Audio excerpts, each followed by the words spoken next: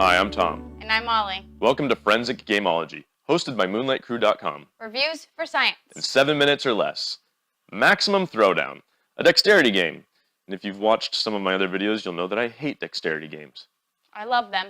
But, is this one going to pass the test? And an answer, yes. Yes, it will. You can stop the video. No. So, Maximum Throwdown is a dexterity game in which you take your cards and you try to throw them onto the table. I don't know if you can see that I missed here by a little smidgen, but when you try to throw them on the table, you're trying to hit some existing cards.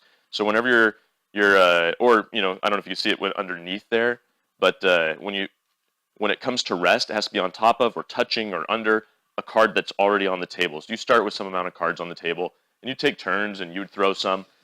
And the point of the game is to win, and you win by getting the most points. And so you take this anytime you have 6 or more.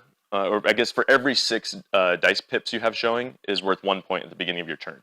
So if somebody throws theirs and it covers up any part of any of these icons, the icon is unusable. So if you cover up just even a little smidgen of my 6, then I can't use it anymore to add up my points.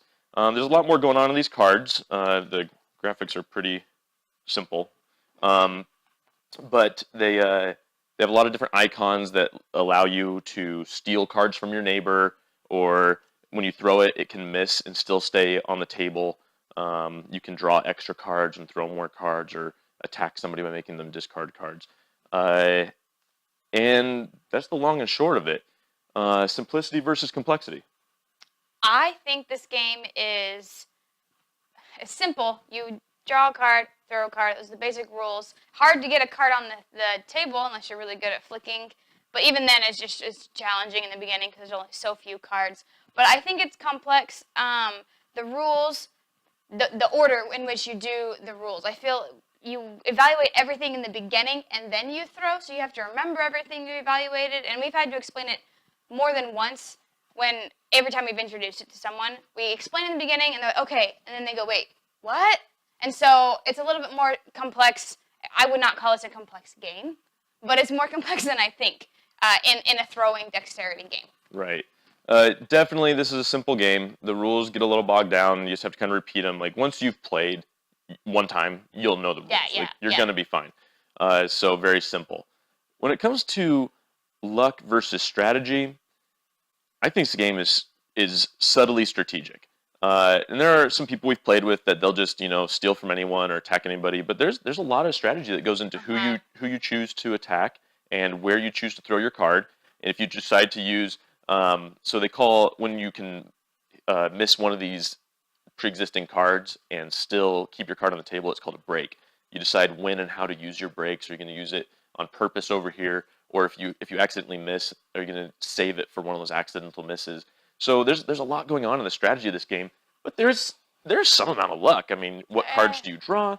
And flicking these cards is difficult. Mine just went underneath this card here. The more cards you get, the more chances they are to go underneath, because the more chances that you'll get it on top of the card as well. But you get to keep any of it on the table. And really. some people will be trying to throw their card on top of somebody else's card, and they'll hit yours, and it's just chance. So it goes both ways, but I think this game's a lot more strategic than it sounds for just a funny little dexterity filler. Yeah, I would agree completely. We have some people that don't like this game at all because they think it's too much luck, which it's not a heavy euro, right? You're not making all the choices, but it does have some strategy that I find to be fun. If you can get a cards on the table, it is super fun to do those subtle strategies. So that kind of leads right into fun versus boring. This game is so much fun. Yeah.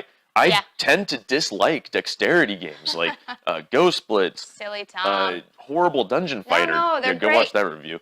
So, awesome. But I don't like them. But this game is a dexterity game, and I've enjoyed it every single time I've played it. It's so much fun, and I don't even know why. I mean, sometimes I don't get a card onto any of the existing cards, and I'm like, I guess I'm out now.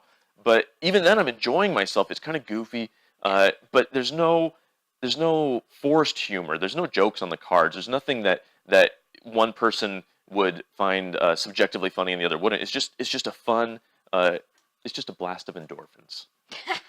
I would definitely say it's fun as well.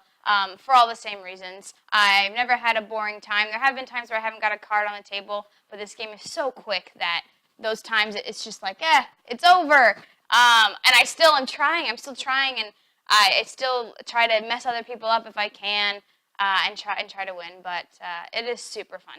So on the BoardGameGeek.com rating scale, what do you give it? I'd give it 10. Absolutely. Yeah, I would give it a 10. It's because I wouldn't turn a game of this down. No. I always want to play it. And when we're waiting on someone, I'm like, hey, let's play Maximum Throwdown. And then we're in between games. Hey, let's just play Maximum Throwdown. It's super fun in that regard. 10 out of 10. I agreed.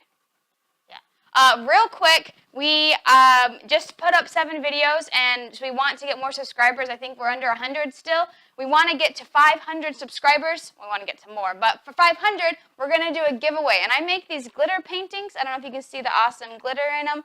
And these are Ninja Turtles. But if we get to 500 subscribers, one lucky winner will get to win one of these. They'll tell me their favorite superhero icon, just the symbol, and I'll make the symbol on an 8x12 glitter, and I'll ship it off to you. So tell your friends and subscribe. Yeah, and send it out online. Tell everybody, because you could be the lucky winner, but only when we get to 500 subscribers. Yeah. So that's that. And this is Maximum Throwdown. We've presented the evidence. You be the judge.